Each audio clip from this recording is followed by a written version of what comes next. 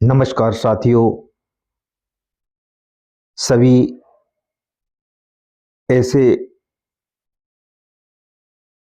Student जो प्रतियोगी परीक्षाओं की तैयारी कर रहे हैं या करने वाले हैं और ये 11वीं या 12वीं 10वीं 9वीं में अध्ययनरत हैं, ऐसे विद्यार्थियों को मैं आज एक क्वेश्चन बताने जा रहा हूँ। यह 101% यहाँ से ये क्वेश्चन आपको हर परीक्षा में पूछा जाता है। हमारा जो क्वेश्चन है वह है ग्रीन हाउस प्रभाव किसे कहते हैं। हमारा जो क्वेश्चन है वो क्या है, ग्रीन हाउस प्रभाव किसे कहते हैं। तो मैं आपको सबसे पहले चित्र के माध्यम से बताना चाहता हूं। आप देख सकते हैं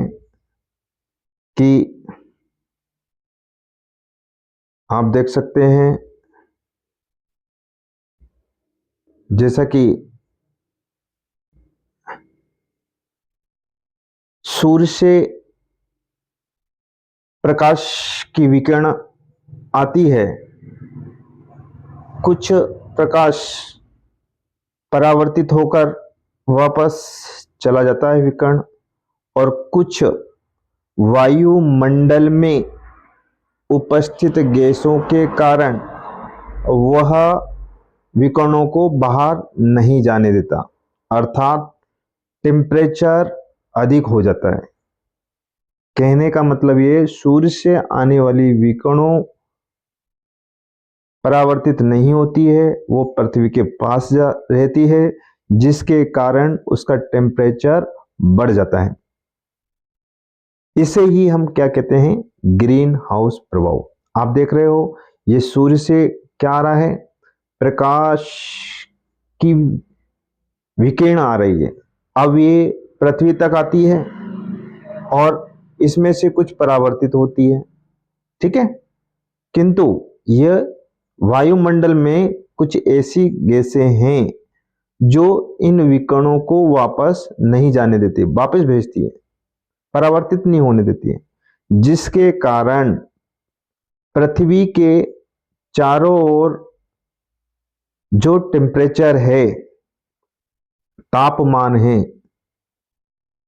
क्या है, तापमान, टेम्परेचर, वो क्या होता है, बढ़ जाता है। तो तापमान में वृद्धि ही क्या कहलाता है, ग्रीन हाउस प्रभाव कहलाता है। ठीक है स्टूडेंट, अब हम इसमें इसकी जो परिभाषा दी है उस परिभाषा के परिप्रेक्ष्य में बात करते हैं। क्या लिखा है, वायुमंडल गैसें इन्हें पृथ्वी की ओर ही भेज देती है, अर्थात परावर्तित नहीं होने देती। हम वापस बताना चाह रहे हैं, सूर्य से आने वाली प्रकाश किरण पृथ्वी की सतह से, लिखा है, पृथ्वी की सतह से तक पहुंचने वाली विकिरण पुनः अंतरिक्ष में पूर्ण रूप से परावर्तित नहीं हो पाती है। मतलब आई और चली गई तो ग्रीन हाउस प्रभाव नहीं होगा, किंतु वो वायुमंडल गैसें इन्हें पृथ्वी की ओर ही भेज देती हैं मतलब जाने नहीं देती हैं और पृथ्वी की ओर भेज देती हैं, जिससे पृथ्वी के तापमान में क्या हो जाती है, वृद्धि।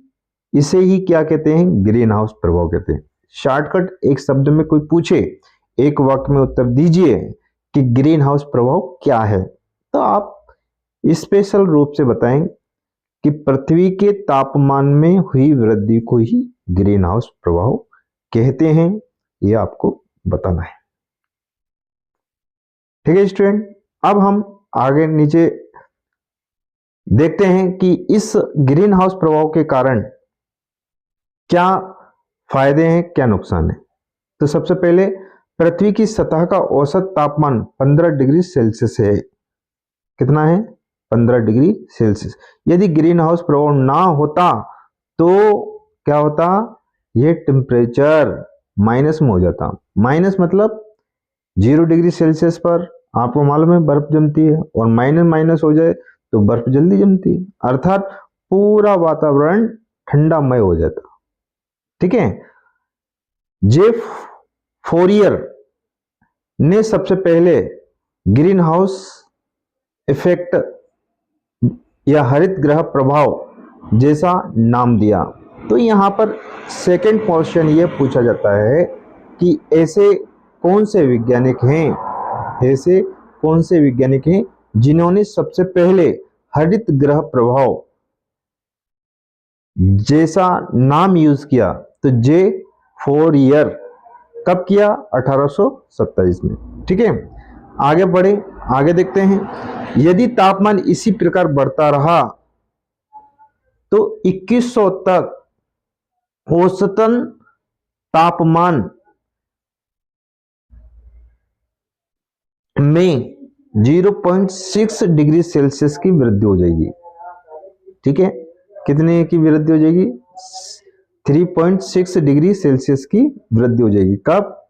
अभी 2000 क्या चल रहा है? 2000 क्या चल रहा है? 24 चल रहा है। तो 2100 में ये टेम्परेचर औसतन 3.6 डिग्री सेल्सियस वृद्धि हो जाएगी यदि इसी तरीके से तापमान बढ़ता रहा। आगे देखिए, पिछली शताब्दी में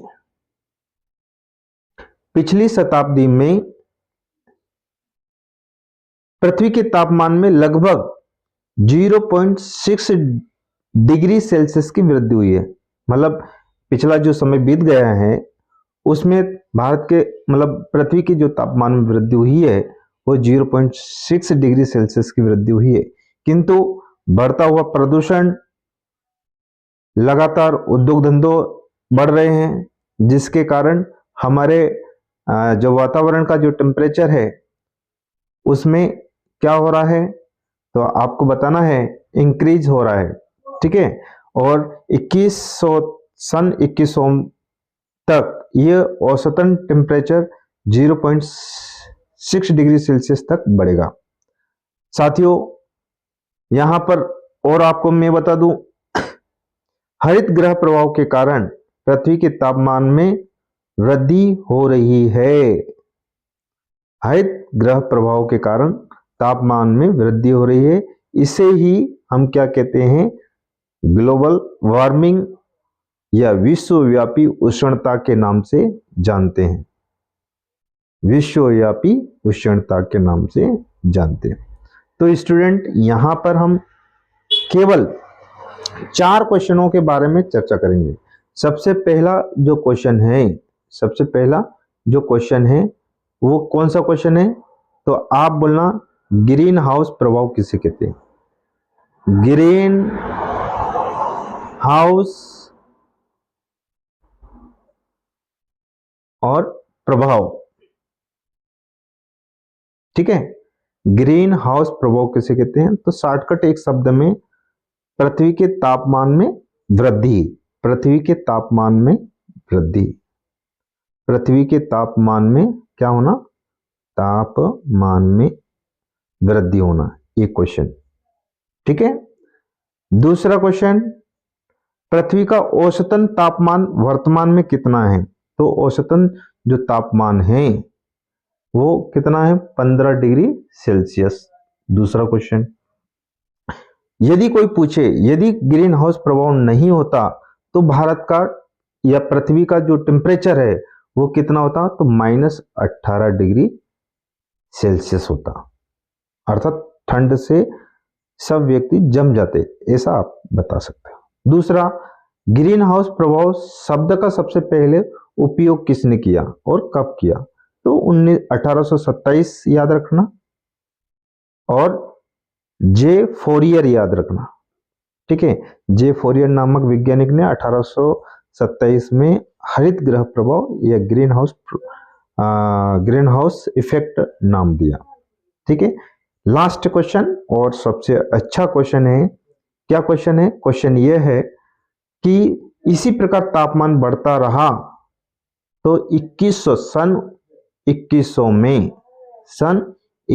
में पृथ्वी का तापमान, औसतन तापमान में कितनी वृद्धि होगी? औसतन तापमान में 3.6 डिग्री सेल्सियस की वृद्धि हो जाएगी। अर्थात तापमान कितना हो जाएगा? तो अभी 15 है, 15 में ये जोड़ देंगे, 15 में ये जोड़ेंगे 3.6, तो 18.6 टेम्परेचर 2100 में औसतन टेम्परेचर पृथ्वी का हो जाएगा। लास्ट एक और क्वेश्चन पे बात करते हैं। हमारा वीडियो थोड़ा बड़ा होगा, किंतु आप समझे कि हम उसी क्वेश्चन पर बात करेंगे जो परीक्षाओं में कहीं ना कहीं टच होगा। ठीक है, लास्ट क्वेश्चन है, पृथ्वी के पिछले शताब्दी में तापमान में लगभग कितनी वृद्धि हुई है? तो कितनी वृद्धि हुई है? 0.6 डिग्री सेल्सियस। होने वाली कितनी है? तो आप बोलना 3.6। वर्तमान में कितना टेम्परेचर है पृथ्वी का? तो 15 डिग्री सेल्सियस औसतन तापमान है। क्लियर? और लास्ट में एक और क्वेश्चन बता दूं कि ग्रीन हाउस पूछ लिया जाएगा, और उसी तरीके से ग्लोबल वार्मिंग। तो ग्रीन हाउस प्रभाव बढ़ने के कारण ही ग्लोबल वार्मिंग या अंत विश्वव्यापी उष्णता उत्पन्न हो रही है। यह भी एक विकट समस्या है। तो साथियों, आप समझ सकते हैं कि इस वीडियो के माध्यम से हमने आपको बताया कि ग्रीन हाउस प्रभाव क्या है। यदि आपको जानकारी सटीक एनसीईआरटी के अकॉर्डिंग प्राप्त हुई है तो चैनल को लाइक सब्सक्राइब अवश्य करें। और आपको मैंने बताया है कि यहाँ से एक क्वेश्चन परीक्षा में देखा जा सकता है।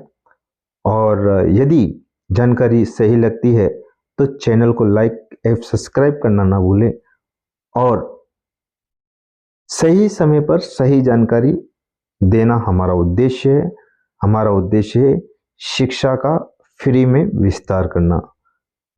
तभी डॉक्टर BR अम्बेडकर ने कहा, शिक्षा वो शैरने का दूध है, जो पिएगा वो दहाड़ेगा। तो शिक्षा को विस्तारित फैलाइए, और सटीक जानकारी के लिए चैनल को लाइक एवं सब्सक्राइब करना ना भूलें, शेयर करें।